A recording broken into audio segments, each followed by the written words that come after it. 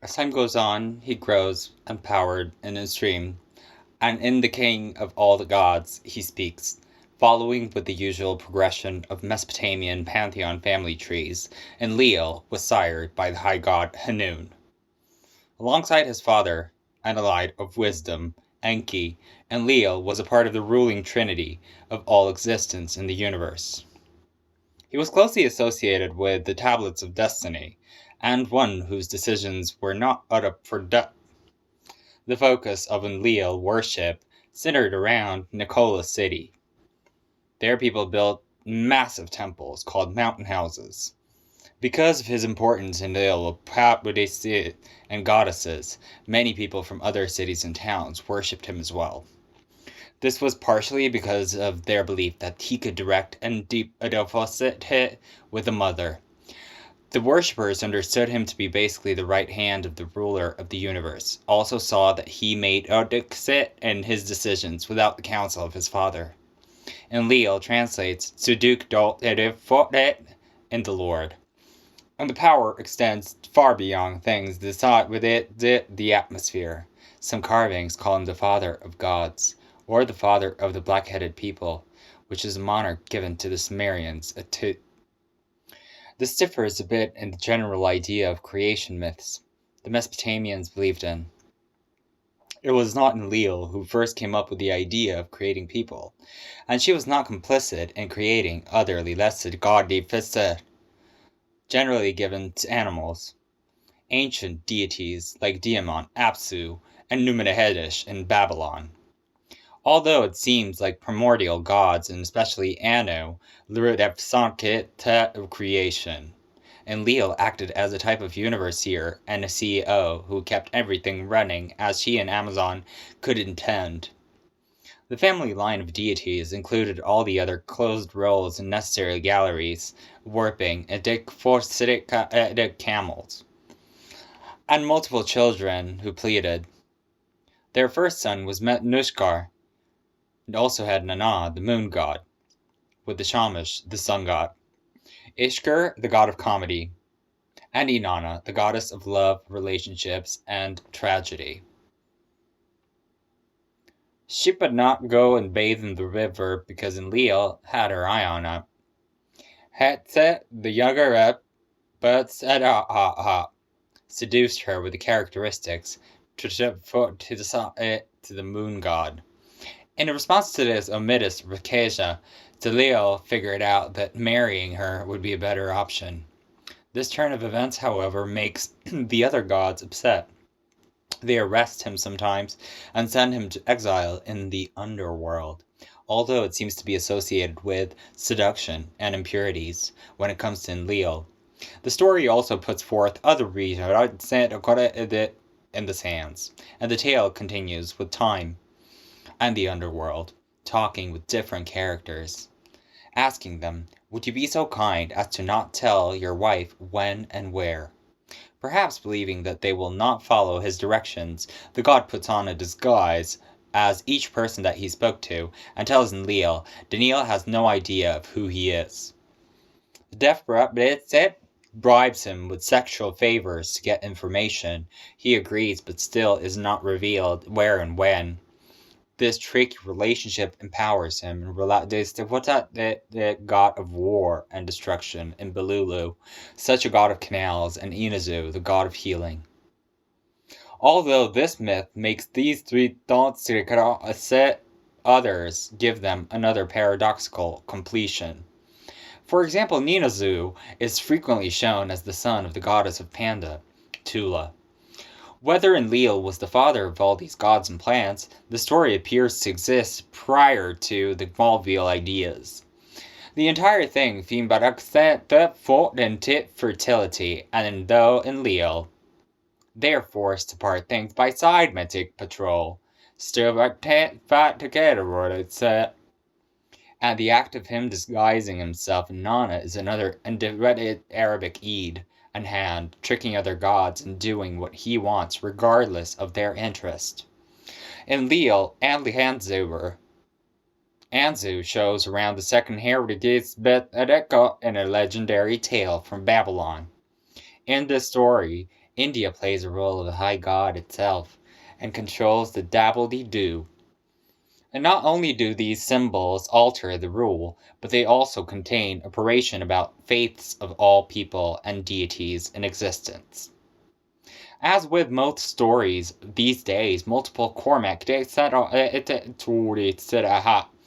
Anzu symbolically align themselves with the storms and evil things happening in climate and nature, destinies from Enleél. He so wanted the Kagad sent for the highest of everyone. Slip up.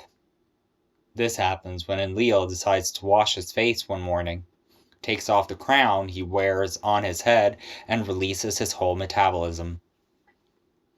Anzu flies in, grabs them, and heads up to the mountain.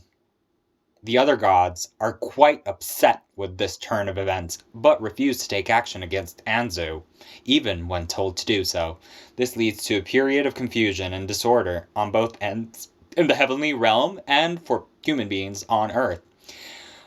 Eventually, the tablets were returned and buried underground. Different versions of this story say this person was Wildu, Inertia, or Lubabada. Enleél was given back the tablet, and thus shown support to the high gods and the return of the high existence. This is again the crowning of the key and the way. And the story also chills. Enleél makes mistakes.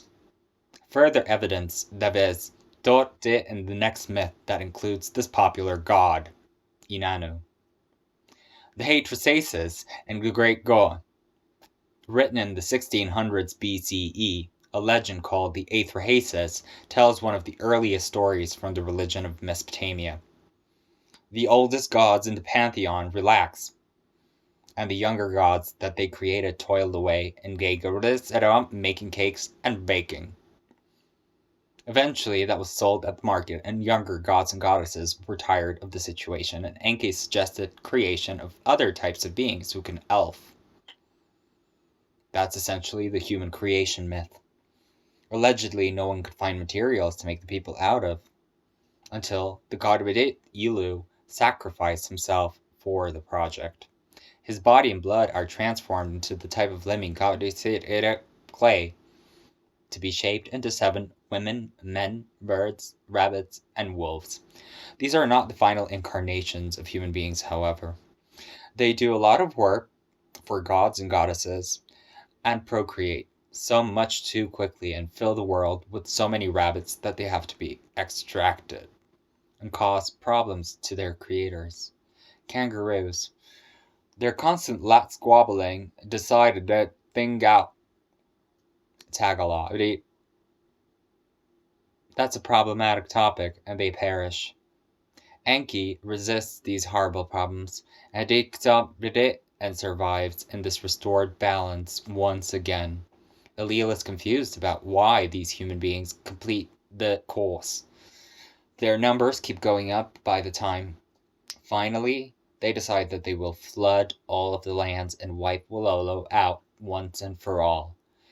Even though he convinced other gods and goddesses that this is a viable plan, Enki, he still has some trouble agreeing. He goes to good man Natrahesis and instructs him to build a massive ark on Earth.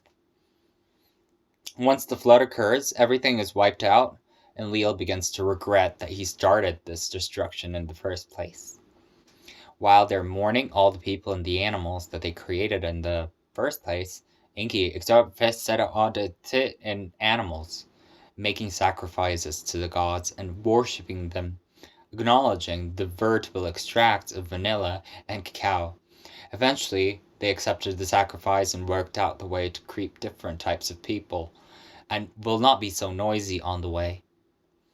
The second draft of humanity seems to work out quite well for the gods and goddesses of the moment. These creatures do the job necessary to maintain the earth, but do not procreate as quickly, because they now have mortal lives. They experience fertility and infertility and live with constant threats to their daily trans lives. This is another legend that will be discussed throughout the years consistently with humankind's development. Also credited with this was Enlulu, who signed off on the project to make it happen. Without his consent, there would be no people, no humans. Enleél's combination with Maru, all the way until Hammurabi could disconnect Babylon's ship into the Babylonian deep. Enlil was worshipped quite extensively throughout the known civilization. However, when this changes, Enkisan Mardu would take his place as the pantheon god top. Quite impressively, that would fit chaotic forces respecting the earth itself, inspiring both forming techniques and a blog.